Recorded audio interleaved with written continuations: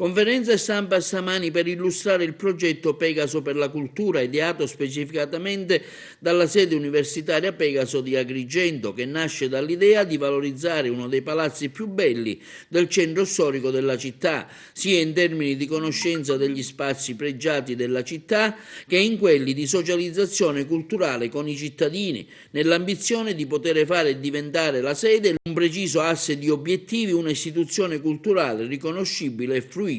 Il progetto Pegaso per la cultura intende così garantire la fruizione degli ampi spazi di Palazzo Borsellino per l'organizzazione a titolo gratuito di un ricco cartellone di eventi culturali proposti da istituzioni, associazioni e cittadini. Sarà possibile inoltre proporre e concordare con l'organizzazione presentazioni di libri, conferenze, dibattiti, rispettando un target di alta qualità, tanto nelle proposte che nella scelta, a insindacabile giudizio della direzione. Pegaso ad Agrigento con degli obiettivi ben precisi, ecco quali? Diciamo che la rivoluzione digitale ha colpito senz'altro anche la formazione universitaria, dunque le nostre università Pegaso e Mercatorum mirano quindi a creare quelli che sono gli obiettivi diciamo, di innovazione necessari per le aziende e per i singoli, creando quindi una formazione universitaria quasi come un abito cucito su misura, ovvero diciamo che il lifelong learning ormai è presente su tutti gli ambiti, dunque l'università non può essere esente da questo ambito, deve creare le competenze, le necessità che servono alle aziende per crescere e per dare comunque una prospettiva di futuro e di innovazione anche nell'ambito della formazione. Però tutto ciò creando una sinergia diretta con quello che è diciamo, l'ambito fisico. Infatti Pegaso è presente su tutto il territorio nazionale con circa 80 sedi d'esame fruibili per, diciamo, per i nostri studenti e con un'alta ambizione che va anche all'internazionale. Pegaso ha anche un livello internazionale, un obiettivo sicuramente di alto valore, quale? Abbiamo anche un'altra università che si chiama Pegaso International che mira a creare delle competenze a livello internazionale, ovvero una necessità ormai legata anche alla globalizzazione è quella di creare dei titoli che possono essere fruibili e utilizzabili su tutto il Commonwealth. Quindi Pegaso International sta facendo questo, dà la possibilità a chi ha un titolo di poterlo sfruttare a livello europeo e anche internazionale.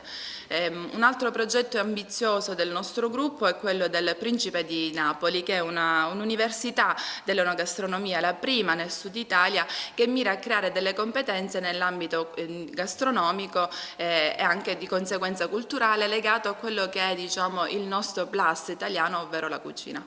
Beniamino Biondi qui a Pegaso, perché Pegaso vuole essere anche un polo di aggregazione culturale per tutta la città e la provincia.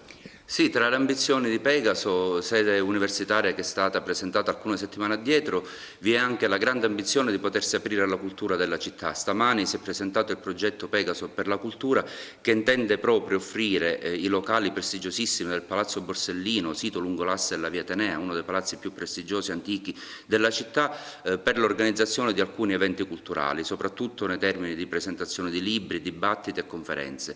A giudizio della direzione sarà possibile concordare questi eventi con la cittadinanza creando un anello di congiunzione necessario per tutta la cultura agrigentina.